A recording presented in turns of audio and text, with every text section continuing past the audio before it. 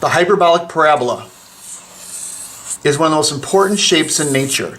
The center of our heart is the mitral annulus, and the mitral annulus valve is a hyperbolic parabola, or a potato chip, Pringles, or a saddle on a horse. It's a saddle shape. Okay, this is a really important shape in nature, and it's seen everywhere, and we're going to talk about it today, and it's what I would call a living line. A living line. If you can get your hand to doodle this shape, your line will correspond with the universe, with nature, with the galaxies, with the stars, with the plants, because this is the line, this line here, that connects your hand and the structure of your hand with the structure of the universe. I know it sounds crazily overinflated, but we are talking about hyperbole. And this is the hyperbolic parabola. So literally, the thing that's called the hyperbolic parabola is, hyperbolically speaking, the most important line in the whole freaking universe. So, and it's the line your hand wants to do. It's the natural scribble. The natural scribble. Okay? When you scribble with this line and you make it consistent by just keeping your motions regular, all of a sudden you get this amazingly new, strange structure that has this unusual kind of familiarity to it. And that's because nature is using it. Nature is using this scribble all the time, whether we're looking at a scallop shell or we're looking at a dog skull. There are natural lines going on. Look at that. There's natural lines going on all the time, okay? And what they are is they're parabolic and they're hyperbolic. Okay, they're and what do I mean by that? In Greeks, we talked about the planar geometry, the flat geometry, where triangles, when measured, had 60 degrees on each angle, so they came up to 180 degrees. And then we had spherical geometry, or elliptical geometry, the geometry of convex surfaces, okay, of surfaces like this. So when you measure the angles on these, you get triangles that are more than 180 degrees. Okay, they're more than 180 degrees. But on these kinds of surfaces, these saddle surfaces, we get triangles that look like this, and the angles are less than 180 degrees. So there's three different kinds of geometry groups that nature is existing within. And when you doodle, you can use the lines that nature uses. And we talked about this before, that the hyperbolic parabola is the line that we see on leaves. So you can see the bottom of a leaf at the same time you can see the top of a leaf on a plant, because it's showing the warp and the woof of the leaf, right? You see the leaf go back in space, not just a leaf, but like a dog's ear, right? There's so many different uses for this line. But today we'll do some fun things with this line. We're going to do a little trick here.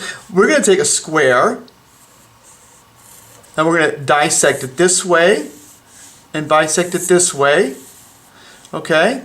And the rule is this: you're going to put little seeds in each one of these triangular pockets here. A little seed like this. Okay? So you have 8 seeds. Okay, and then you're going to go around and you're going to make this shape here. You're going to make this infinity shape like this. Remember the hyperbolic paraboloid, or the infinity shape. And you're going to go like this. You're going to loop around here, come over to this line, and then come back around like that. So here and back around, here and back around, here, and come back all the way around to here. See how I did that? You can do it the other way too, but as long as you use cross here, the cross is important. And it builds up that structure. Isn't that wonderful? And now you could also decrease this here, so you can go like this and come in like this, and like this, like this, and like this. See what I mean? Wow. And while if this looks natural to you, it's because nature works in terms of doing the most with the least, okay? And this relates to what's called a gyroid, which is a minimal surface creature. Okay. Now we also put things here like this. I can put more seeds here. I could put 8 more seeds. Okay, and I can make another circle going around like this if I want to, like that. Okay, and I could just do it again, and I'll do it so I can make little lines like this to show where I have to stop. And I can make this thing go out more and more and more. So I'm gonna do it again here, and it loops way out. So it loops way out. This beautiful gyroidal kind of folded parabolic, hyperbolic, parabolic surface, which is totally gorgeous. It, mathematically speaking, this is a really complex shape, but it's really, artistically speaking, rather kind of simple because we have a really sophisticated tool, the human hand, that gives us this power. And you could have fun with this. You could monkey around with this, and you could decrease the frequency of these guys like this, just by making the loop smaller and smaller, smaller and smaller, all the way around. These beautiful gyroidal surfaces. Look, Google gyroid. It's an amazing thing. And you see the negative, they call the negative spaces in here, are just fantastic. These little pentagons emerge. Remember, pentagons are one of the most common polygons we'll find in nature. Look at flower petals. And you're always going to see these pentagons. Well, why are they there? Because gyroidal surfaces, minimal surfaces, create pentagons all the time. 1, 2, 3, 4, 5, right? Pentagons. So these weird kind of pentagons. And look how gorgeous they are. Oops, like this, right?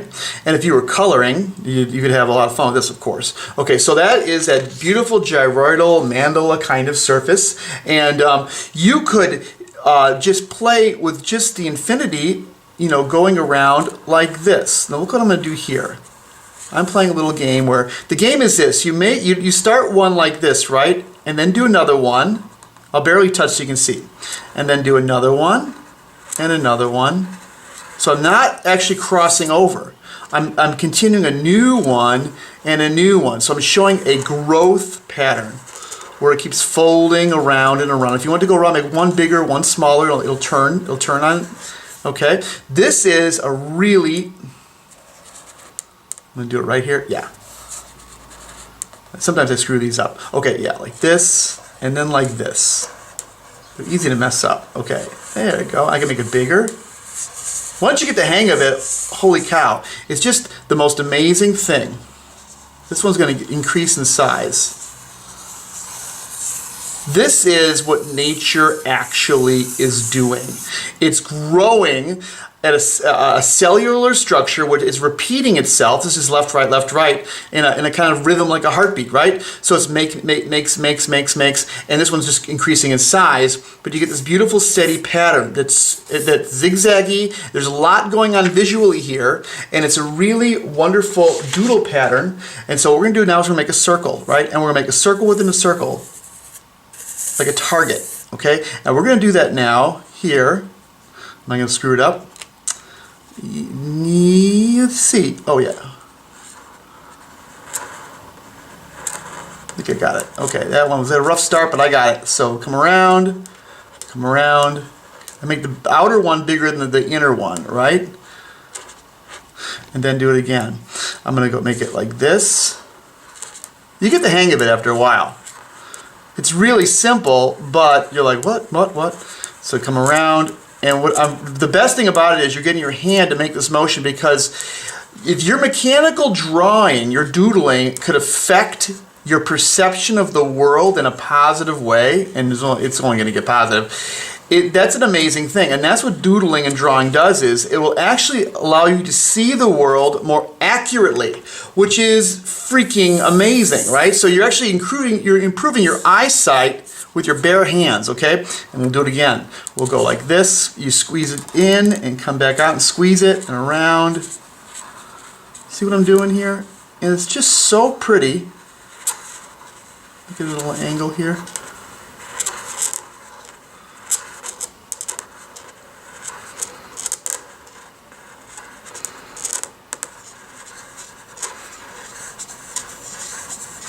After a while, you get pretty fast. This is the stitch of nature. It's nature's own stitch. That sounds really pretentious and speculative on my part to say that. Nature has stitches, and this is at least one of the major stitches, I think, that nature uses. We can do this, I think it's more interesting to do this in a spiral. So you make a spiral. Nature loves spirals, remember? So if we do a spiral, and now we do it,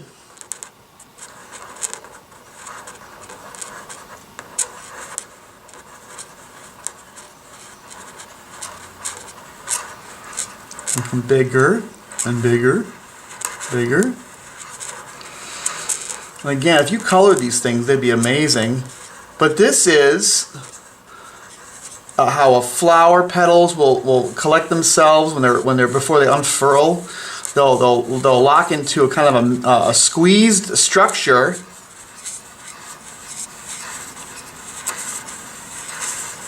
And it's just so beautiful. So these are hyperbolic parabola,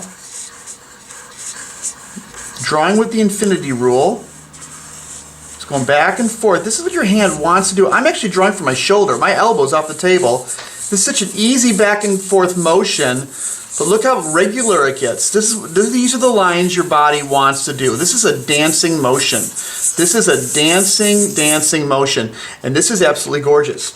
Okay, so that was the hyperbolic parabola. It's in nature. It is utterly fantastic. You can apply it to the doodles we've done before. Remember this guy here? You make a lemon shape, and then you make an S under and over, under and over, over and under, over and under and around. And then you could apply what we just did here. So we'll do this guy. What? Yeah, put that in there.